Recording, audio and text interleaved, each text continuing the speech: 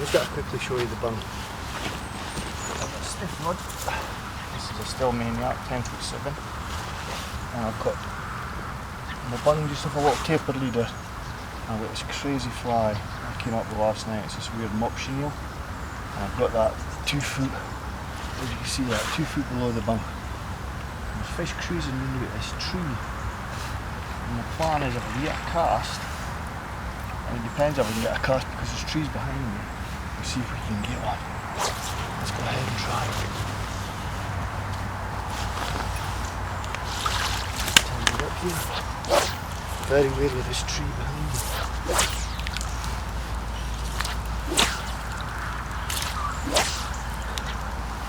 Let's just see how young they are.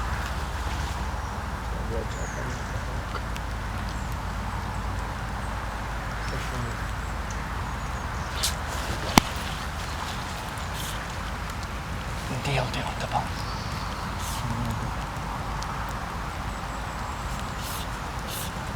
That crazy neck thing.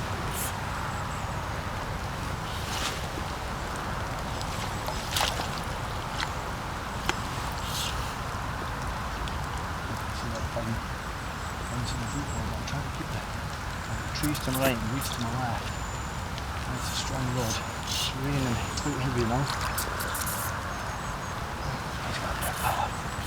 Come on, wee man. What I do is once I get the head up, once I know he's tired, I'm just going to lift the rod in one movement. Steady, steady, go.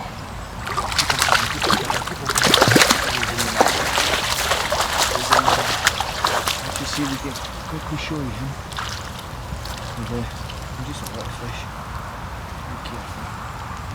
Just a wee stocky. There he is with that muck in his face. He slips out, grab this hook. Get him back.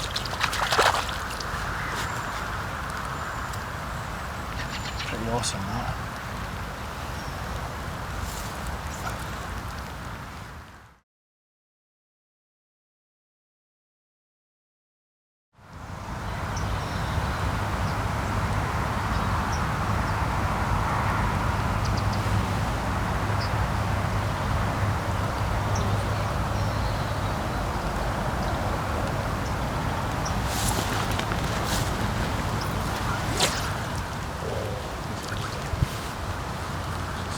I might leave that there for a while.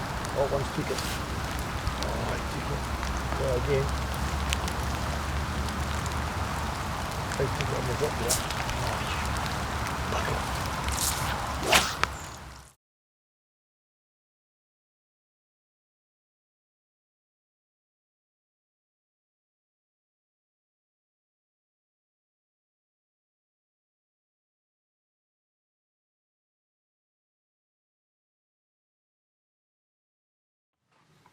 So we've got here a filth worm. Great name, but it's basically like a sandhorn worm, but with this thicker chenille that Vineyards brought out called mop. And I'll start off, I've got just quickly if I can show you that, a little 4mm bead. It's just a brass bead.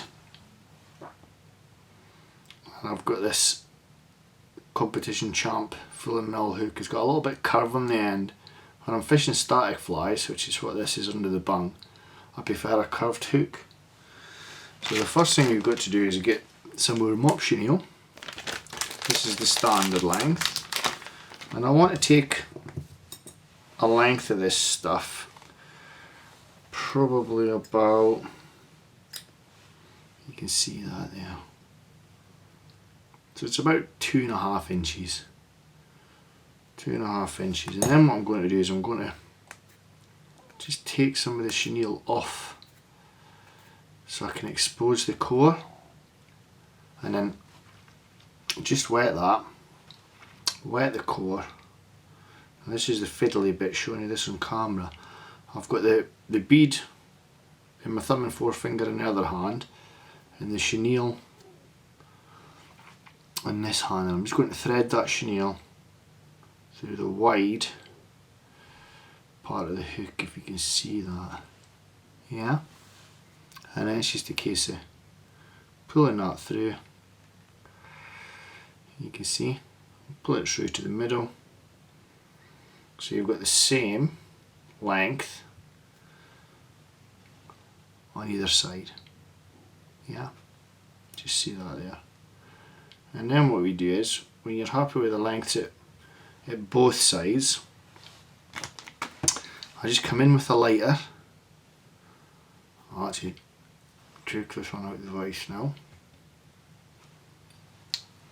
Tell a lie, we don't come in with a lighter just yet, otherwise you'll never thread this thing through. And then you've got to, holding the bead and the hook, you thread, I'm not sure if you can see that there, you thread the hook through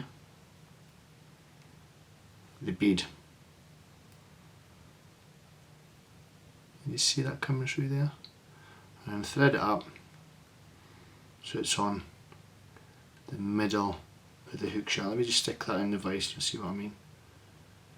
So it's stuck right in the middle of the vise there.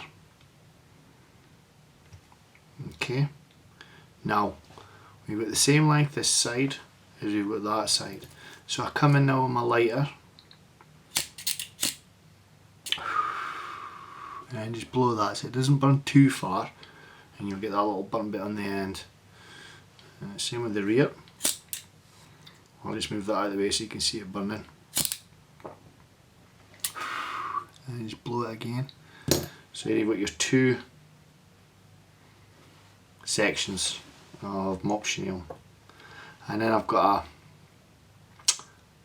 a chartreuse thread. It's an 8/0, which is the same colour as the bead. And then what you want to do with this, so you want it sitting on the top of the hook shank, so a couple of wraps of thread, and then nice and tight just bind that in, so it's on the top of the hook shank basically. Then with your scissors, and then what I like to do here is I'll put a little bit of varnish on the thread before I put the whip finish in. Squeaky bobbin. Then with the whip finishing tool, 1, 2, 3. Make sure that chenille's out of the way. That's it there. Then with the snips.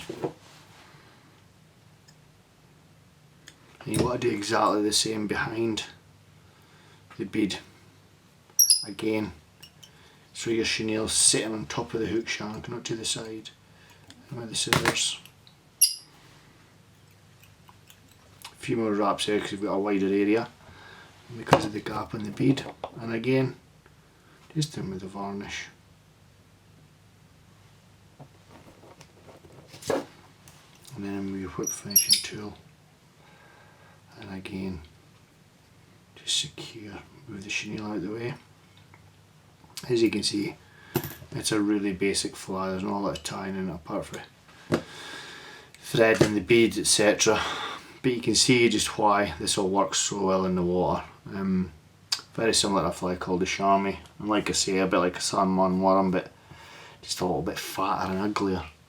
But I fish that under the bung. It fishes far better under the bung than it does on a fast class. Well, it does work on a fast class, but fishing it this way, it's just a lot better. So there you go, the Filth Worm.